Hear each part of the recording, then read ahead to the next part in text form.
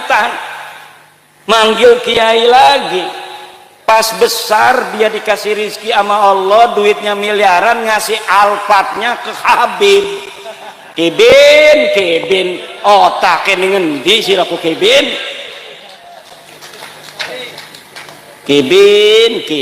otak taruh di mana? Yang menyebut sudah ada dasar-dasarnya sejarah itu. Habib Hasan itu dilahirkan di Cirebon.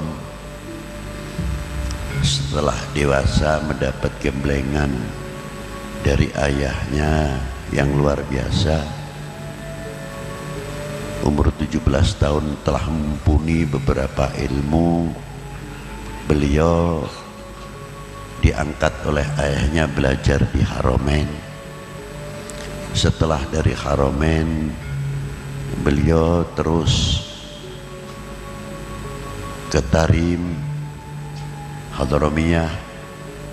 Dari Tarim beliau terus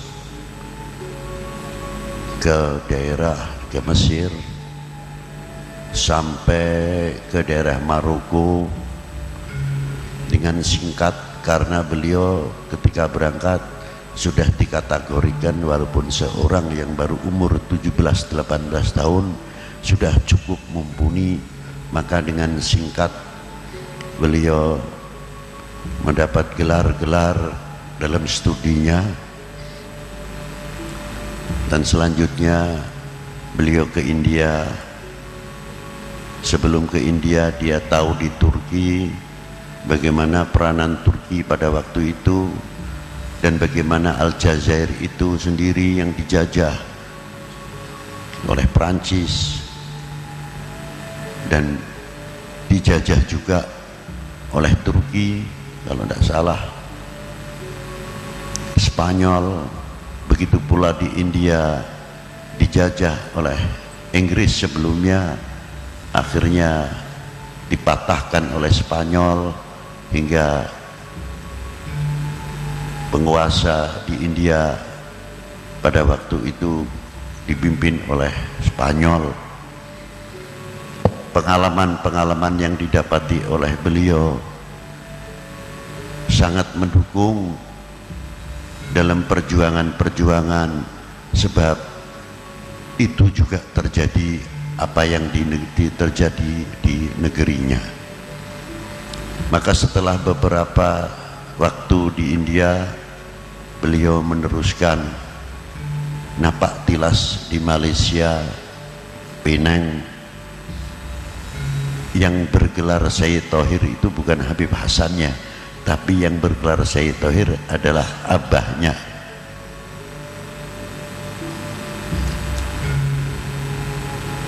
Sayyid Toha. Nah, ketika beliau membebaskan Kanjeng Sultan Hamengkubuwono ke-1, maka diminta oleh Kanjeng Sultan Habib Toha Sudikiranya untuk mengawal beliau di Ngayogyakarta. Maka dituruti dan diangkat menjadi menantu Habib kaping sepindah Niruntute. Yang akhirnya perjuangan tersebut diteruskan oleh Habib Hasan napak tilas, di mana beliau ayahnya tinggal dahulu. Dari situ beliau meneruskan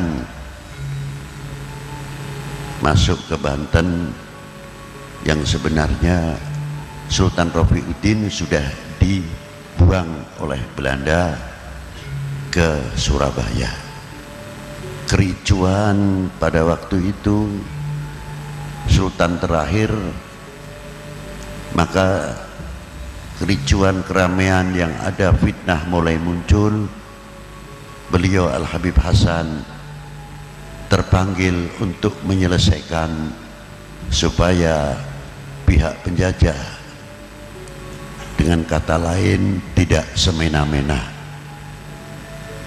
Maka digabungkanlah pasukan yang sudah ada, hampir pecah pada waktu itu, bergabung dengan Laskar Cirebon. Selesai dengan secara singkat, muncul kedamaian. Al-Habib Hasan terus ke Cirebon. Kebetulan di Cirebon juga terjadi peristiwa perang santri yang cukup dahsyat. Al-Habib Hasan juga berperan di sana. Bahkan pihak pemerintah penjajah pada waktu itu, dana yang harus dikirimkan ke Aceh untuk membantu di Aceh ditarik kembali oleh Gubernur Jenderal demi membiayai pertahanan di Cirebon, namun tetap gagal. Al-Habib Hasan telah meneruskan perjalanan. Suara ini sangat didengar, diperhatikan oleh Kanjeng Sultan Hamengkubuwono. Habib Hasan bukan orang asing, karena masih pernah keponakan oleh Kanjeng Sultan Hamengkubuwono. Dengan bakat yang luar biasa, pemberani tapi bijaksana, maka ditarik kan Syed Hasan tersebut menjadi Patwedono Lebet yang mengurusi, kalau sekarang mungkin Pas Pampres, yang akhirnya beliau diangkat menjadi Patih Lebet yang membawai pasukan Sandi, dan akhirnya diangkat menjadi Panglima Besar. Wakil beliau Raden Ronggo yang telah gugur menjadi syuhada di Madiun. Tidak lama beliau setelah menyelesaikan untuk membangun kembali Ngayogyakarta bersama Kanjeng Sultan Hamengkubuwono, timbul terjadi suatu kekacauan di Semarang. Maka diperintahkan Habib Hasan untuk mengatasi tersebut di Semarang. Lain daripada itu, membangun satu benteng yang kuat di daerah Jomblang untuk pertahanan daripada serangan atau rencana Danles pada waktu itu,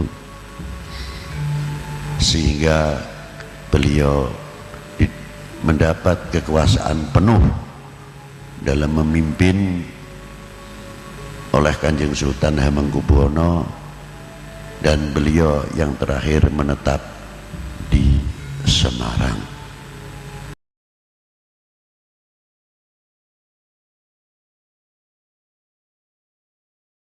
Nama raja Pajajaran terakhir namanya Prasasti Batu Tulis. Kalingga di Batang Pekalongan ada prasastinya yang menyebut namanya.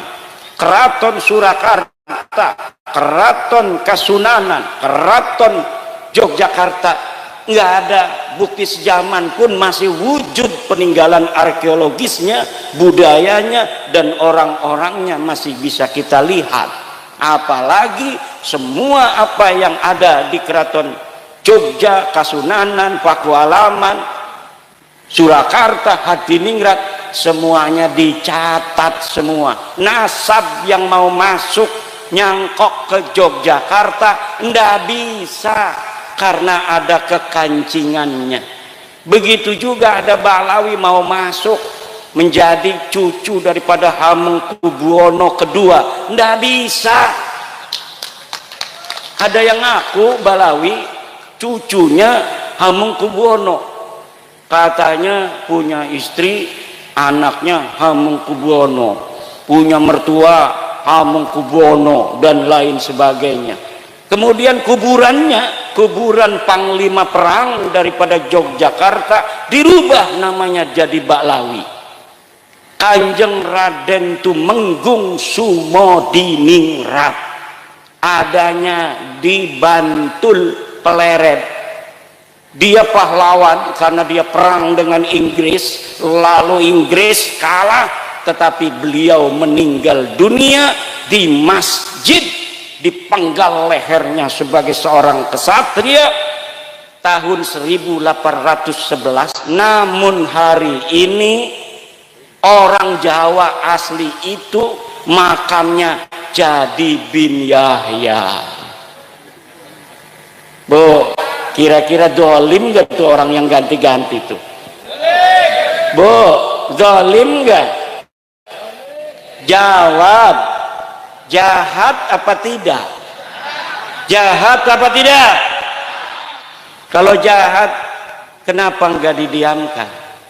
Dulu nggak ada yang berani, bahkan yang bangun aja itu Pemkot, pemerintah kota Semarang yang ikut membiayai. Bahkan yang sekarang pengurus PWI banyak yang dulunya ikut-ikut bikin makam-makam palsu. Mana tuh kemarin tuh? Kiai saya Kibin Tobat ya. Dulu saya yang nancepin itu salah satu makam misalnya, saya yang nancepin. Duraka kalau nggak masuk PWI itu. Kalau masuk PWI, duraka-duraka masa lalunya itu diobati oleh pahala-pahala, memperjuangkan untuk saudaranya terbebas dari penjajahan spiritual dan perbudakan. Bu,